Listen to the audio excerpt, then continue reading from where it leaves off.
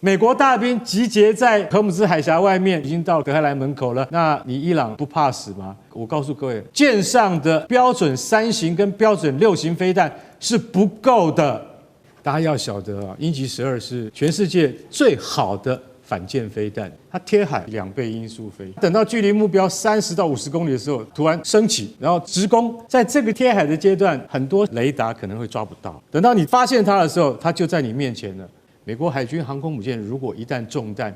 那就等于是偷袭珍珠港一样严重的事情。好，观众朋友，今天中东情势，赶快来看到的是鹰击12，来自于中国大陆的鹰击12会不会驰援伊朗呢？另外，今天也会来关心，也是来自于中国大陆，接下来包括它的北斗跟它的反隐形雷达，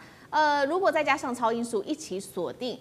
美国的航母的话，美国有办法抵抗得了吗？今天就这些议题，我们会一起来做关心。3个火线话题，今天请来宾特别帮我们做解答。首先，我们今天会来关心到的是，如果现在做一个假设，伊朗真的部署了中国大陆的 CN-302的反舰飞弹，也就是它的鹰击12的话，美军的航母还敢开进波斯湾吗？这是航母时代第一次被区域国家拒止吗？第二件事情来看到的是，确实现在美国已经出动它的双航母了，但是也不是说没有弱点。我们来看到它的弱点，包括了它的拦截飞弹，现在根据统计已经是库存告急了，而且现在的问题就是在中东的盟友也不愿意借基地给美国，那么它接下来还敢开战吗？中美的武器有没有可能真的在中东这边展开对决？如果是这样子的话，美国能够毫发无伤吗？最后，今天也会来关心到的是，伊朗它的两手策略到底是为了什么？因为它一边现在谈这个重建它的飞弹基地，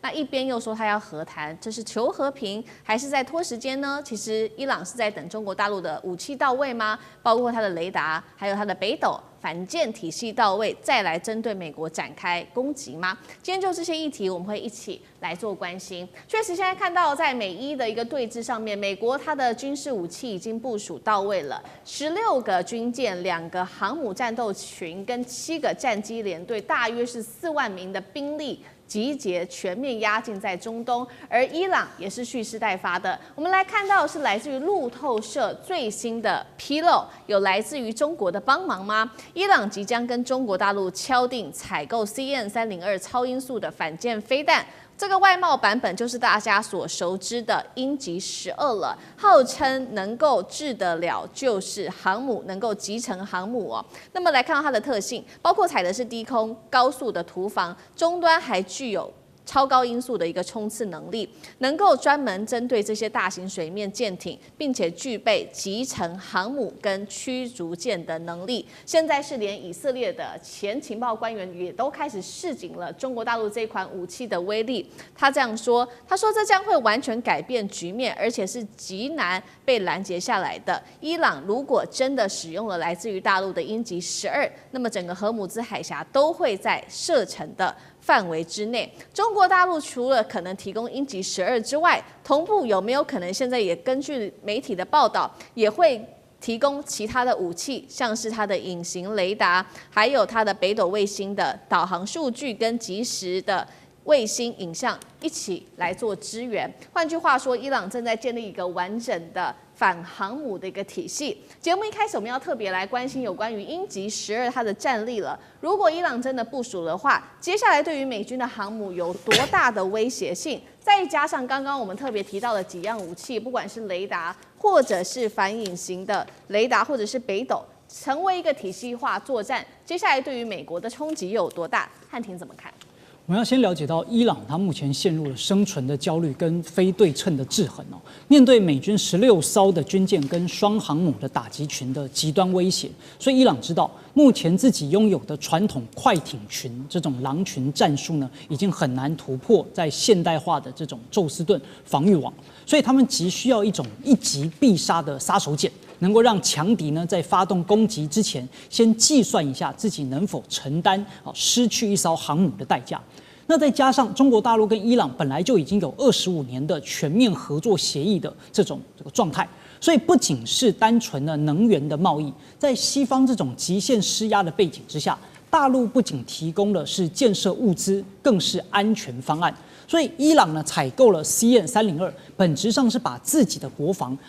嵌入到了更成熟的中国体系之中。不过呢，也要看，就如果只是单纯购买这样的一个 CN-302。其实也没啥用，因为也要看你具体的跟其他整合性的部署，以及你操作得当与否。否则，如果我们看到像委内瑞拉的状态，你虽然你的手脚的武器是大陆制，可是你的脑不见得是大陆制啊，那可能也不见得有用。不过我们细部来看如果真的一切配合妥当，CN-302配合北斗跟反隐形雷达，就很可能会让美军面临了高风险的作战环境。第一个 YLC-8B 的反隐形雷达呢，它可以刺破幽灵的伪装什么意思呢？它在物理上是一种隐形克星，能够在数百公里外精准捕捉到隐形目标的雷达反射截面积。所以呢，这个美军引以为傲的所谓幽灵，但是在屏幕上它可以变成清晰的红点，所以航空母舰的先发优势就荡然无存。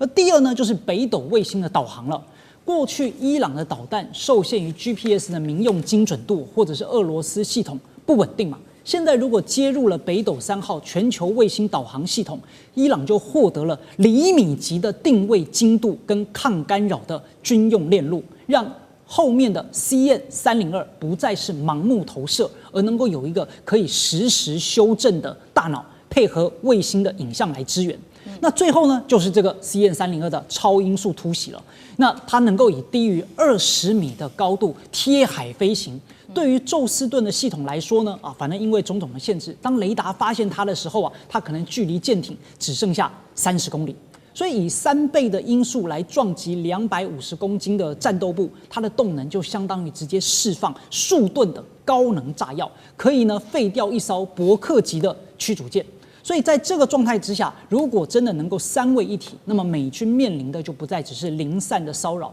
而是一个完整的、封闭的、几乎不可拦截的死亡网络。好，所以现在的关键就是说，伊朗获得来自于中国大陆的武器，而且必须要是体系化作战的，不可以是单一的武器，才能展现它整体的作战的这个魄力、威力。那美国呢？我们来看到现在美国又做了什么样子的一个准备？表面上它的声势非常的浩大，不过它也有一些弱点。我们先讲它的优缺点。首先，它现在寄出来的各种武器，包括了16艘的军舰、2艘航母，总兵力4万，然后还部署了18架 F-35、17架 F-15跟它的 A-10攻击机。好，现在来看到它的弱点，一共是2项，是来自于《华盛顿邮报》特别做的揭露。他说是美军高层私下跟白宫说的这2个致命伤。第一个就是它的防空拦截的弹药，现在库存看起来是非常的吃紧的，这当中包括了爱国者飞弹等等。再来就是盟友，他们其实是不愿意参战的，阿拉伯国家甚至不许用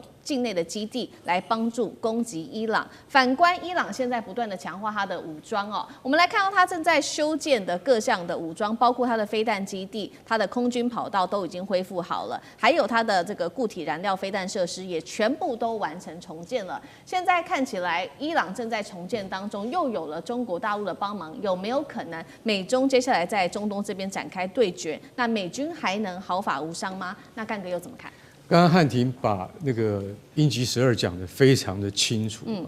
大家要晓得鹰击12是现在可以号称为全世界最好的反舰飞弹。要得到这样的美名并不容易你要知道，因为像美国俄罗斯他们多的是这种超音速的反舰飞弹。可是那这个飞弹呢，它优点的地方在什么地方？就是说它贴海20到50公尺飞行，当时它是以2倍音速飞，它等到距离目标30到50公里的时候，它突然升起，然后直攻，在这个贴海的阶段，很多神盾也就是宙斯盾的雷达可能会抓不到，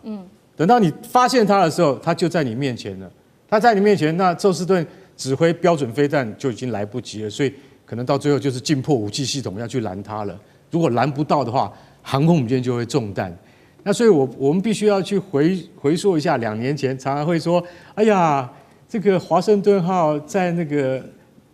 荷姆兹海峡被打残了，被那个胡塞组织青年运动他们给打残了。我那时候在看，就说没有一家国际通讯社有这样子讲，所以千万不要开这样的玩笑。为什么？美国海军航空母舰如果一旦中弹，那就等于是偷袭珍珠港一样严重的事情。对，为什么？那代表美国的国力。那你现在所看到的说，这个他们采购 CM302，也就是鹰击12飞弹哦，伊朗有个很大的伤，也就是我曾经说过的，你要用什么载具来投射？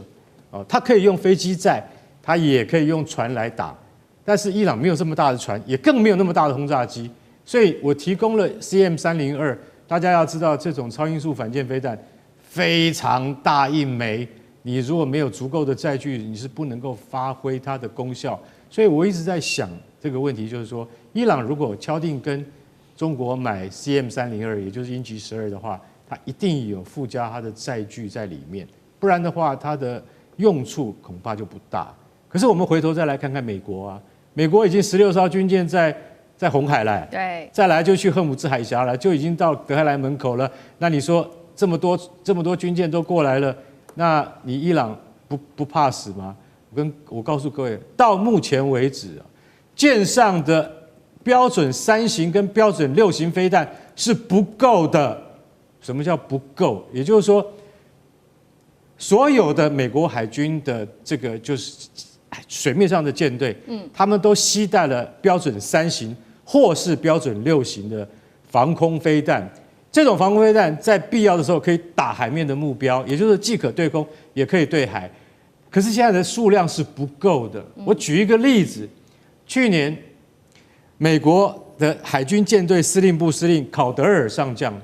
他对着那个美国的军工业，他开会的时候，他直接讲一句话：我绝对不会原谅你们。他讲的话非常重，你知道为什么吗？因为我的舰队没有足够的标准飞弹。所以今天这个新闻就验证了1年以前舰队司令部的司令他所讲的话，到现在没有改善。你知道吗？缺乏这么多飞弹，库存告急。为什么会告急？很简单啊，就是因为最近支援了以色列去防什么？防伊朗打过来，就去年嘛，防伊朗打过来的那个飞弹，所以花了很多。因为美国是无条件提供给以色列的，所以耗费很多。在这种情况底下，还有在这个海峡上面要预防青年组织他们打飞弹过来，所以像这样的飞弹，还有另外一种叫爱国者，爱国者耗损最大。那你知道五角大厦也评估了，要恢复库存要5年，要5年。他们还讲了另外一个数据，他们说要恢复送给乌克兰的标枪飞弹，比较小的那种反坦克飞弹，要13年。大家知道吗？所以4万大军，美国大兵集结在那个荷姆兹海峡外面，你等上了岸以后，你恐怕发现你反坦克飞弹你都不够，更不要讲说我刚才讲的那种对空拦截的那种巨大的飞弹都不够啊。所以在这种情况底下，我们讲一句实话，就是说你粮草先行啊，结果你发现粮草也没来。然后你川普，你现在要大开杀戒吗？你要先想想看，这一次的作战很恐怕只是一个有限战争，你要快速取胜，快速在谈判桌上面取得进展，不然的话，你真要打他的话，你恐怕48小时之内就必须要撤退了。好，所以现在面临在军事上面的不足，不管是在这个拦截弹药的不足，川普敢不敢先开第一枪，这个还要持续的做观察。倒是伊朗现在，为什么突然间又慢慢的好像展开示好？他现在说了呢，他愿意来展开核谈判，在日内瓦这边他想要谈，这是来自于伊朗外长的最新说法，而且他也特别强调了。他说：“伊朗，我们接下来不会发展核武，但是还是绝对不会放弃和平的技术性的一个权利。那么时间点非常微妙，因为现在看到伊朗好像在实施的是2手策略，一边它还是持续发展它的飞弹系统，还有它的防御系统，但是另外一边又好像示好说想要跟美国来好好做谈判。大家也在解读说，川普这个伊朗到底在想什么？他是不是现在呢正在等中国大陆的武器完全的到位，才会对美国展开攻击？那大使又怎么解读？其实伊朗我们今天观察，从很持平的观点看，伊朗已经做了很多让步了。那就不晓得美国到底要求伊朗是什么？因为伊朗的外交部外长已经多次声明，他说我们已经草拟好一个有关发展核武协议跟美方要签核武协议的一个草案，准备26号带到日内瓦去谈。那这一次在谈判的时候，美国只提出2点要求啊。第一个就是废导，导是什么？导弹，他要伊朗把他的导弹系统啊把它废除，自废武功。第二个就是废核，那废导的部分，伊朗说绝对不可能，美国也没有继续再谈啊。那废核的部分，伊朗说我没有要发展核武，我也不会发展核武。那可是呢，我发展核子和平用途的能力啊，这一点我不能放弃。所以就是大家这个立场。然后现在已经传出来，就是说我可以把我已经提升到60%的这个浓缩铀我可以送到国外，大概就是送到俄罗斯，去把这个浓缩铀的丰度把它降低。对我手上不拿了，我就交出去了嘛。那这一点事实上的话，伊朗部分已经讲得蛮清楚了。可是美国对伊朗的这个施压，从来没有针对伊朗这一些提出来的具体方案做任何回应，只是说伊朗就是说这个对美国的威胁很大，而且最近说这个伊朗已经在研发可以直接打到美国本土的导弹了如何，然后说伊朗若拥有核武的话，那这个对整个区域来讲，对世界来讲都是极大的威胁。中东将永无宁日，陷入无止境的这种战争，所有的这个中东国家都会生活在恐惧之中。而且说呢，我们现在对伊朗这个采取这种军事威胁所有的中东国家都将获益，而且大部分都支持我们。那这个对我们从另外一个方面得到的讯息又不太一样。对，因为伊朗已经说我没有要发展核武，我要放弃了。而且我现在已经拟了这个核武协议。那所以就变成这个中间，伊朗的立场跟美国现在持的立场有一点落差，而且昨天还有这个相关的美方人士传出来说，已经准备打了，而且就在26号，谈判之前是小打还是中打，就不断的传出就是打的这个风声。那川普今天在这个国情咨文对伊朗也毫不放松也就是说，伊朗你不放弃核武的话，这个对我们威胁太大，你会产生你会有这种非常危险的处境。那所以现在就有一点点感觉上美国跟伊朗好像不是在同一个频道上在沟通。那美国硬是说伊朗不放弃核武，伊朗是说我已经放弃了。所以呢，到底是有意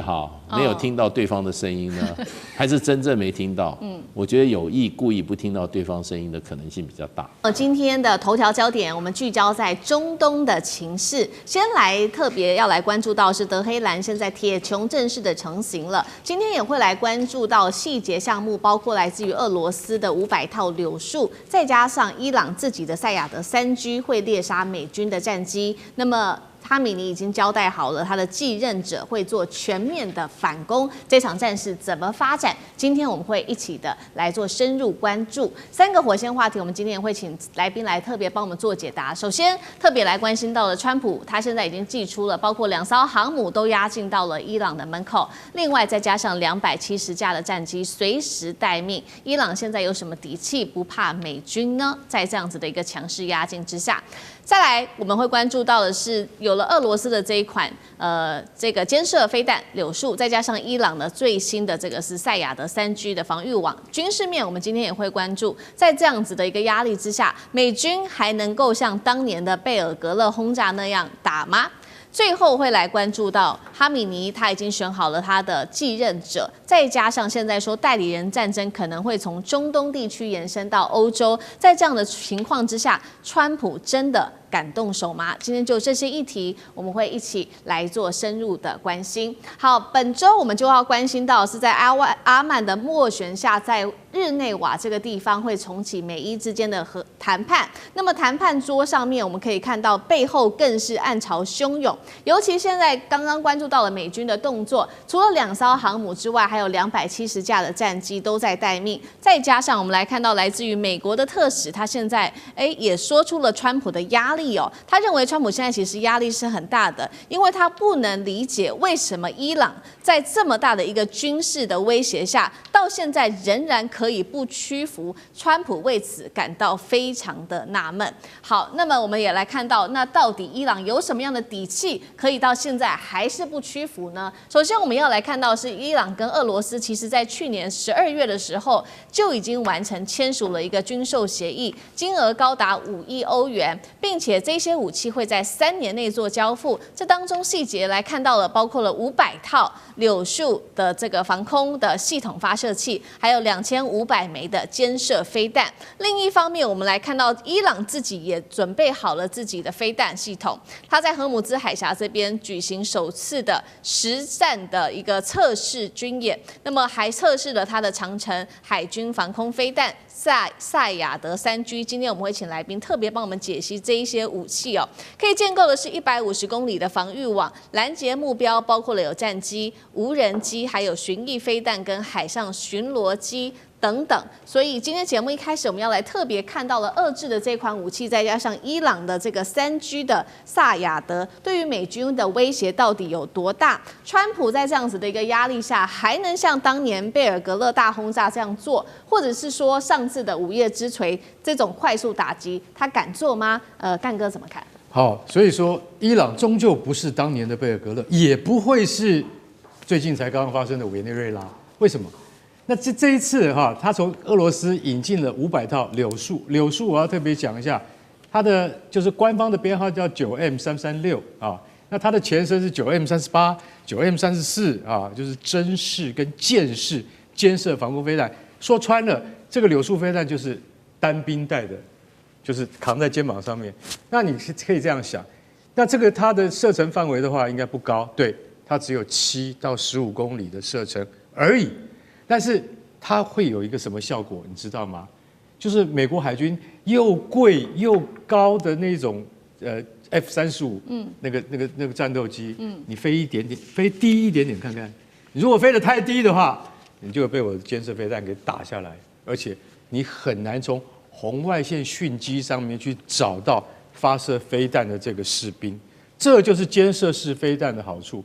那它继承了以前就像美国的相同的标准的那个飞弹，就是刺针飞弹，我们国军也有啊。其实它的工作原理跟它的性能范围都差不多啊，就是差不多10多公里的射程，有时候甚至到了面前，眼睛已经看到了才打。所以这个就是一种什么？就是最后的一个制止的手段。那但是这次要买那么多的话，我坦白讲一句，很多500套，对，500套发射器。然后再买2500枚飞弹，你知道那一枚飞弹多少钱吗？20万美金，那并不便宜啊，就打出去就是800万台币，打出去就是800万台币，其实并不便宜。那所以说它也经过相当的改良，以前的肩射式防空飞弹只能够什么？只能够对付什么？你飞机发射出来的红外线讯号，它就去追那个热源，去追它。那现在它也可以发展到这个柳树飞弹，它可以主动找目标，主动去追目标，然后呢，它也不会受到另外的电子干扰。所以说，这一种飞弹，其实老实讲一句，是在这俄罗斯的部队里面最新的一种配备。那这次买了这么多，那我们就要讲说，如果美国航空母舰联队啊，舰载战斗机联队在侵入荷姆兹海峡之后，直奔德黑兰的这一路上的过程之中，它会不会遭受到像柳树飞弹的这样的拦截？因为从去年的那个12日战争，当时以色列跟美国联手破坏了，把伊斯法罕那个核子设施给打得稀巴烂。那个时候俄罗斯并没有帮忙啊，没有站出来说啊，我一定要赶快去帮伊朗一把或等等之类的。所以说，俄罗斯在这一次的交易之中，它也有一种好像是把去年没有答应伊朗的事情，今年这一次我悄悄的帮你完成一下，就是我偷偷帮你补齐了这一些这个防御措施。然后他们又在荷姆兹海峡首次展示了实战化的长程海军防空飞弹，叫赛亚德3G。赛亚德3G其实就跟俄罗斯的那个就是舰上版的那个榛果树飞弹是一样的东西，是一样的东西。其实它这次最大的意义是，它从伊朗海军的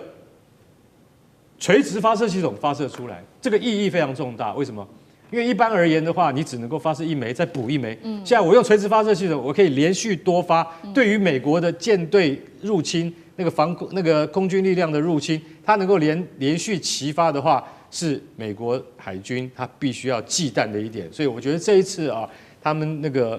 俄罗斯这个赶快帮忙了他部署了这批飞弹。对于伊朗而言，是美国是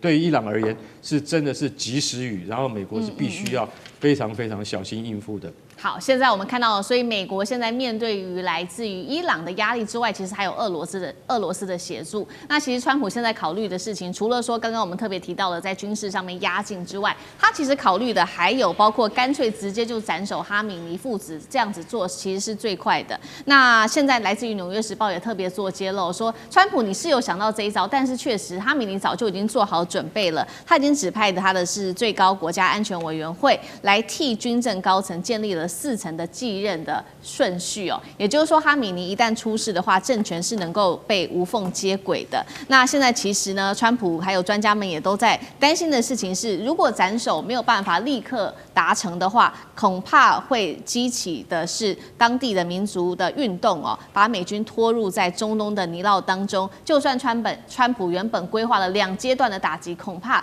都是无效的。介大使怎么解读？其实川普的剧本想法，其实你可以现在归纳起来，也不过看的就是6套。那么哈也没有，就是4套好了哈。那就是说，我们就分4套，分前2套跟后2套。前2套很简单，川普打的算盘就是说，他现在不断的军事集结施压，然后外交战场在施压，然后呢军事大军压境。他希望达到一个目的，就是什么？伊朗不战自溃。如果根本不要打你，你就自己就怎么讲？内部就怎么样？自己就怎么吵起来了？内部就把这个现在的这个政府就取代了，然后一团乱局。那这是美国希望得到。另外一个呢，要不战自降。压力那么大，就跟美国这位这个特使讲说，奇怪了，压力那么大，怎么还没屈服？他的意思就是说，要人家不战自降。是我压力军队放你旁边，你就自己准备投降吧，对不对？这是他两个想法，这是如意算盘。到目前为止，2个都没有发生啊。那另外一套2个剧本呢，就是战而后溃。有时候我出兵了，你就溃了，你就立刻怎么样？这个国防军跟这个革命卫队2个就干起来了，总统跟这个最高领袖2派人马也干起来了。一战的时候，2边就怎么吵起架来，不战而后溃。那另外一个呢是战而后降。我跟你打了以后，发觉不行，我就投降了。可是这2个最大的差别，前2套是不战而屈人之兵，后面你要战而屈人之兵，对不对？那川普显然他不想战，因为昨天川普又出来解释了，因为美国的媒体就在那边说实话，我们不要，我还好你没有领用太多美国媒体通通在造谣，而且都是为自己目的在造谣。有一个媒体，自由派媒体说，这个战争川普非常想打，川普是主战派，可是美国军方他的最高的统帅也就是说参谋长的联席会议就明白跟他讲，这场战争不能打，那个后果很严重，不要打。结果这个报道一出来以后，川普一看又火了，又出来主持记者会，他说这个报道纯粹是胡说八道，我是属和派，那个军方是主战派，军方很想打，我是不想打，我是希望透过外交解决。所以到底是怎么样回事？我觉得还是以川普为准啦。川普不想打，那这个东西你战而后溃有可能，战而后败也有可能。可是你要战，你就刚刚讲起来，那个伊朗手上的东西，美国也要算算，你也准备死多少人啊？你是准备死500人，还是死1000人？拜托，美国人连50个人的生命，美国的总统都不敢承担。我跟你讲，这场战争最后就变成说，你为何而战？对不对？你为何而战？所以现在川普的问题就变成啊，我觉得他的很大的一个问题就变成，他现在上马容易，军队都叫来，兄弟都叫来，大家都在那边哈，摩拳擦掌，准备要退了哈，就是要火拼了，对不对？那你突然不打，对，那这些来的人就说你开我玩笑，那其他在那边吃瓜群众也在想说啊，你又来了，你又他口了，对，所以上马很容易。现在川普最大问题怎么下马？哎，那这个下马我们就看川普到底是什么，小打一下就跑呢，还是根本就找一个理由呢，就夹着尾巴就把军队送回去？美国记者已经讲了，美国媒体讲说，如果不打的话，这是平时美国历史上最大的一次威慑行动，成本是最高的一次，不打，可是呢？钱花的是最多的一次。好，现在川普打也不是，啊不打也不是，那反倒哈米尼都已经把他的4任的继任者都已经准备好了，现在看起来是鱼死网破吗？那总编辑又怎么看？其实我非常同意刚才大使讲的哦，其实川普不想打，为什么？川普上来，我们都知道，他最重要的政治目的就是要复兴美国。那整天打仗对美国来讲，如果他亲自下海，他不止不能复兴美国，美国会进一步衰弱。当然，对川普来讲，最理想就是像俄乌战争这种形式代理人战争，他军工企业各方面能够这个割韭菜，但显然伊朗目前的形势并非如此哦。也因此，我认为如果未来形势走下去，它会介于一个委内瑞拉还有去年12日战争这样的一个混合的形式。首先，就委内瑞拉类似的翻版，我们可以很明显看到，川普大军集结。然后不断跟伊朗进行了好几波的谈判，那伊朗其实这一阵子压力很大。大家知道，伊朗几个月前政权不稳，大家都知道那时候好像有颜色革命这样的一个风波，主要是经济太差，特别是物价飙涨，让很多老百姓受不了。因此，川普和这个伊朗其实谈就是，你这个核计划冻结或者拆除很多设备，你的弹道飞弹等等，进行一个紧缩，我可以放宽这个经济方面的制裁等等，就是胡萝卜和大棒用这种方式。另外，我认为美国积极在做的就是类似委内瑞拉这种收买伊朗，甚至高价贿赂伊朗内部，不只是可能政治人物、军事人物等等，他采用这种瓦解对方的方式。但这个需要时间，而且那对美国来讲，能不能 hold 住这样的状况，特别是这个川普有来自以色列的压力，也有来自他国内军方的压力，他能不能 hold 得住，把这个形势继续推展下去，让伊朗然后这个受不了，然后自己这个进行很多妥协。但总体来讲，我认为以色列因为急于要摘除伊朗的核能力，因此这种开打的压力对伊朗是蛮大的。但如果真的开打，我认为伊朗也没有什么很好的防御手段，毕竟刚才这些防空系统对伊朗来讲，可能像去年12日战争，伊朗这些防空系统像筛子一样，不止以色列重要的战机、空中目标没有受到严重的打击，因此它是单方面挨打，它唯一可以依靠就是弹道飞弹，会重演12日战争这种相互远程交火，但最后状况极可能是伊朗还是苦苦在那里硬撑，整个中东的形势事实上还是维持目前状况，没有太大的改变，大家都是继续拖下去。好，继续拖下去。那现在战事看起来其实也是一触即发的。那其实现在华府担心的事情，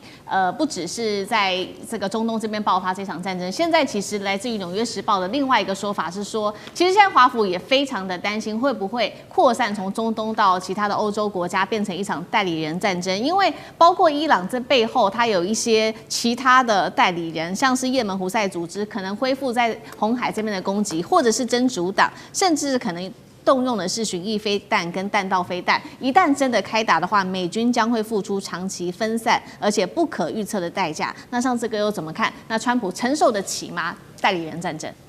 我想主要是代理人战争就是造成我们看到俄乌战争的这个消耗战。那这个消耗呢，其实就会拖了很久。但你说代理人战争，我觉得在美国跟伊朗这当中有点微妙。要什么呢？其实因为真正的敌人，或像对方是以色列跟伊朗。但是现在有点美国有点公亲变事主哦，就是美国变成以色列的代理人，所以它本质上还是有一些微妙的，跟美国非要把伊朗怎么着这个部分的总的大战略目标，或对美国的真正最大利益，其实跟以色列不同。以色列就在这个中东的局里面，所以我觉得现在还是在看，我始终认为，对于伊朗要不要动手，还是要回到在整个这个美伊或者是在中东当中，就是首先第一个是军事要掌握的情报。这个以及当中要付出的代价，如同前面几位所提到，要花多少钱？我认为特别我们在思考美国，现在在讨论美国这件事情，其实不要讲从思考整个美国五角大厦，现在美国的就是100%就是川普的意志，跟过去说拜登时代当中有很多幕僚在互相决定、互相拉扯不太一样。川普在决定什么就是什么，而且川普作为一个顶流的商人，你一定要相信我，要理解他，他很在乎钱的。他非常在乎花多少钱，花钱能够获得多少代价。白花钱这种事情他是不干的。所以你说现在没有说那么多部队在那个地方都在花钱没有错，但他有没有从其他的方式去获得？我认为现在是因为这个都不太明朗的，是川普不确定他花了这个钱从哪里来，所以还在琢磨，而不是我那么认为说是这个政治当中的这些碰撞。而且我觉得现在作为一个情报上、军事上也需要动态的评估。伊朗现在有个状况，他好像还是要跟你谈，没有像过去显现伊朗就不怕死。我们都知道敌人最可怕就是他是个不怕死的敌人，目前看起来伊朗好像也要在找一些缝隙要活下去，所以表示里头确实有一些磋商，无论针对钱跟情报的空间。我觉得现在还有包括美国自己本身的情绪也让川普很头痛。我唯一现在观察在意的是，川普有没有因为现在因为关税受到很大的挫折，在国内遇到还有 ICE 这些挫折，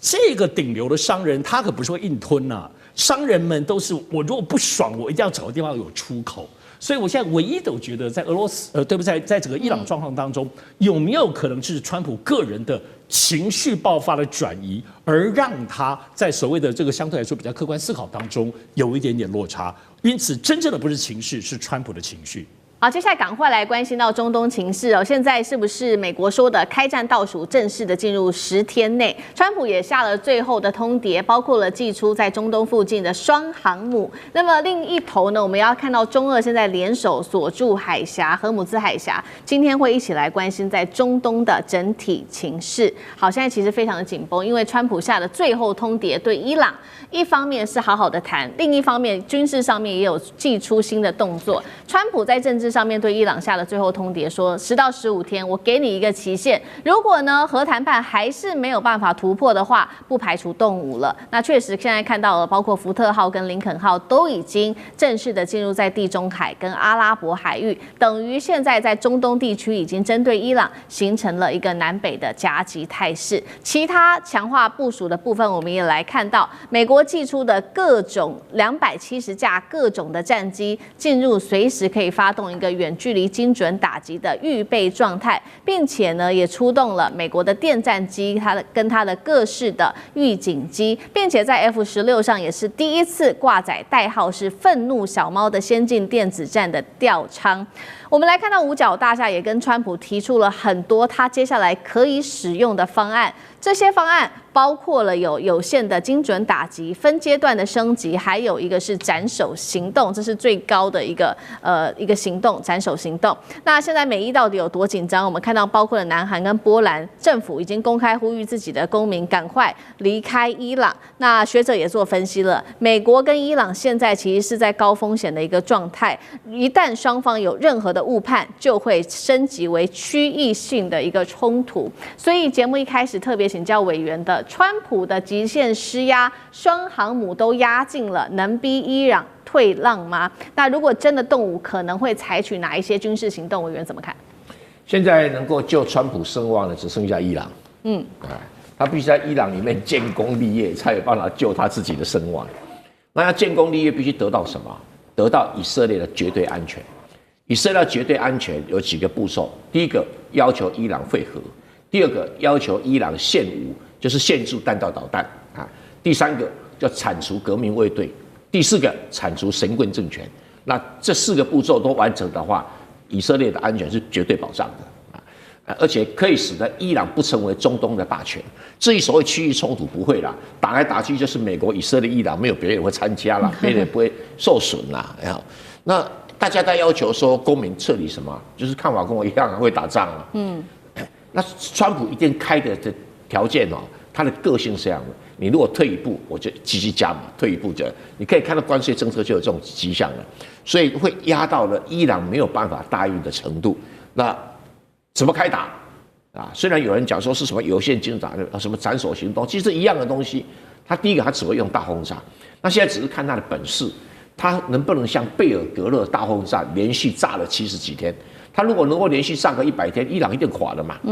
因为他炸的不是老百姓，他炸了政府机关、革命卫队，而且伊朗是毫無反击的能力。那有人在讲说什么中国、俄罗斯啊，跟那个伊朗啊，在那什么阿拉伯海啊，在这演习，那是无关紧要的事情啊。中国、俄罗斯也不敢插手，也没有能力插手，因为这场是空军之战，中国跟俄罗斯在那边毫无空军可言嘛。那对这个伊朗，他现在要面对的刚好就是这个政权最脆弱的时候。他这个经济搞垮了，社会声望也搞垮了，政治的这个所谓威望全都没有了。那这个正是美国推翻这个政权最好的时机。那有人说，哎呀，大部队没有上去就没办法推翻，这个跟阿富汗不一样啊。阿富汗是说你要重建一个政权，你要保护新政权才需要这么做，他根本要成立政权啊，他就把老的政权炸得稀里哗啦的，让他到处跑，瘫痪掉就可以了。因为他现有的国防军就有机会，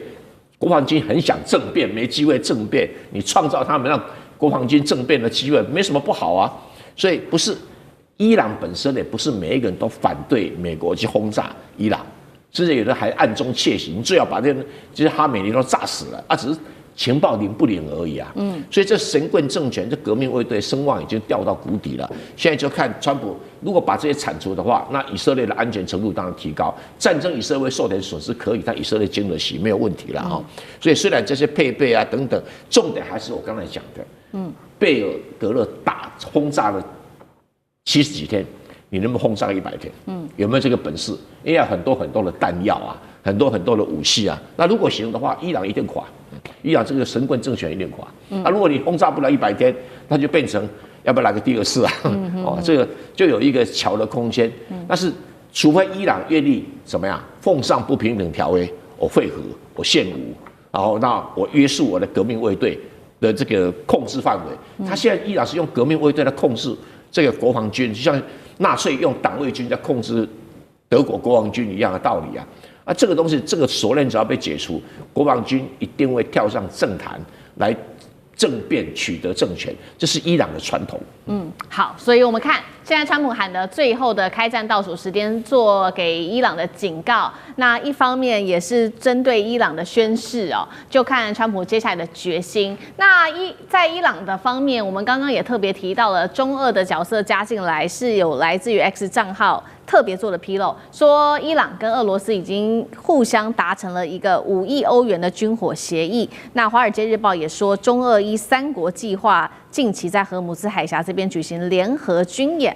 特别注意到的是，在乌代德基地这边，美军数百名的美军已经开始做撤离了。外界在说，主要就是因为担心伊朗接下来会有这个弹道飞弹跟无人机的饱和攻击。针对这些议题，尤其在中俄此刻的动作，吕舰长怎么看？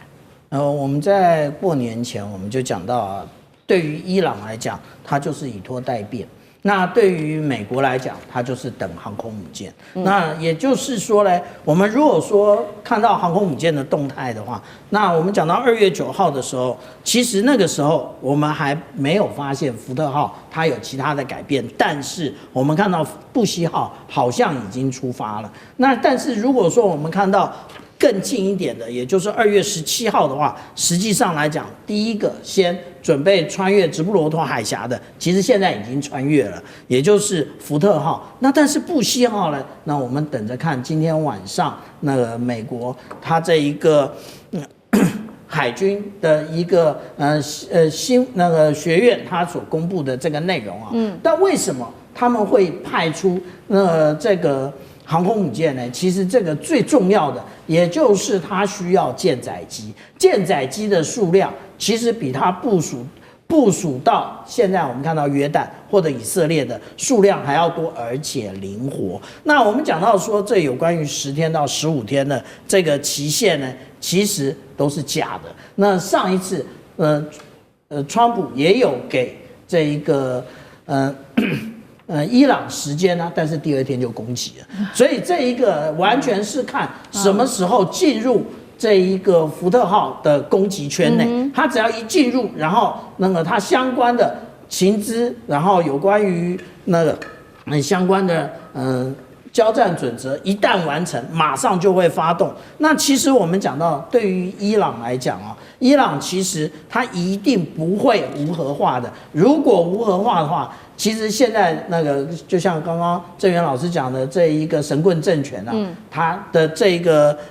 首领哈米尼一样活不下去。不相信的话，去看一下利比亚当初是怎么样。那至于说对于美国来讲的话，我们现在看到，我们刚刚看到的都是航空母舰的部分，其实它有非常多的运输机从美国本土出发，或者是从欧洲出发，都是不断的加强以色列以及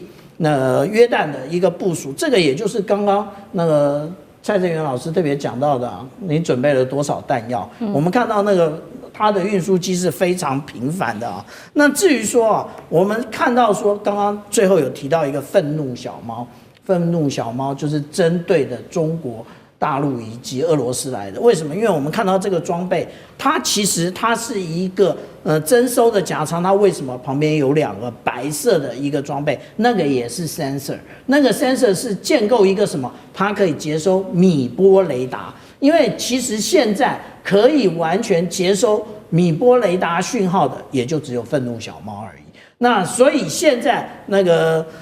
五角大大说，这个 F-16已经准备带着这个愤怒小猫前进到这个战场了。也就是如果中国大陆启动了，或者是俄罗斯启动了它的米波雷达，也就是它的电磁参数，一次都让美国掌握。因为美国当初对于这个米波雷达只有从乌克兰获得，但是到底如何运用，或者现在进步的程度，美国并不了解。所以我们讲到说，每一次的战争啊，我们看到的都是血淋淋的部分，但是对于大国来讲，那个正是他们的这一些装备角力的最佳时刻。好，这个是我们看到美国在外部针对伊朗做了极限施压，但是内部我们要来看到是不是它也影响到，希望能够影响到内部的政权来做一个政权的更换呢？因为最新消息是美国的特使他说了，接受川普的一个指示，会会晤伊朗的前王储。那刚好伊朗现在比较敏感的是，他的大学正在爆发反政府的示威，所以现在看起来一边是会晤王储，一边内部又有示威，是否现在美国透过外部势力要推波助澜，帮助伊朗来推翻他现在的政权？杨老师又怎么看？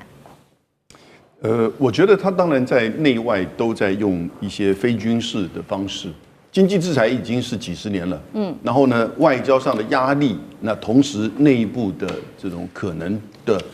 鼓励或者是渗透，我觉得大概都有，但大概都不会是太关键，因为在现在大学的示威大概只有几百人。那个王储呢，他在海外很支持，可是，在伊朗内部呢，其实我们很难去判断他是不是还有足够的这个支持的力道。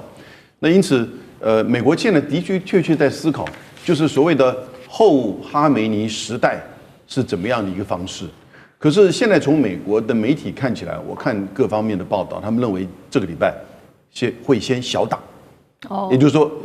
会先这种教训式的，然后呢，飞弹攻击式的去打一波，打一波之后呢，川普已经在问了，那这个时候为什么伊朗不投降？